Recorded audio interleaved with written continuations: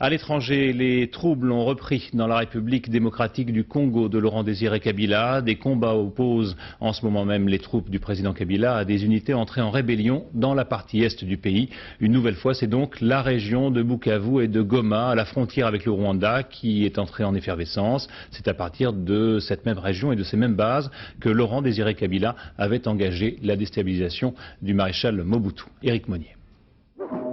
En ce temps-là, il y a un an à peine, Laurent-Désiré Kabila pouvait sourire en regardant défiler ses soldats. Parmi eux, beaucoup originaires de l'est du pays, beaucoup d'ethnie Tutsi, beaucoup de Rwandais aussi.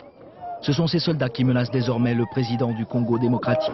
Depuis plusieurs jours, les villes de l'est du pays, Bukavu, Goma, Kisangani, Uvira, sont le théâtre de violents combats entre rebelles et troupes fidèles au président Kabila.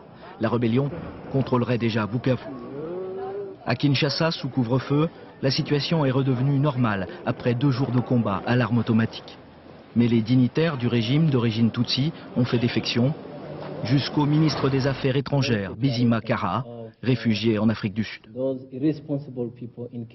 Plus grave, un avion de ligne a été détourné par les rebelles.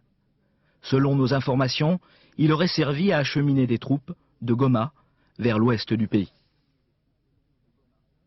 Ces troupes ont fait d'abord une bifurcation à Mwamna qui se trouve à quelques kilomètres de Kitona et font actuellement en route en direction de l'intérieur des terres, donc en direction de Matadi qui se trouve à 350 km de Kinshasa.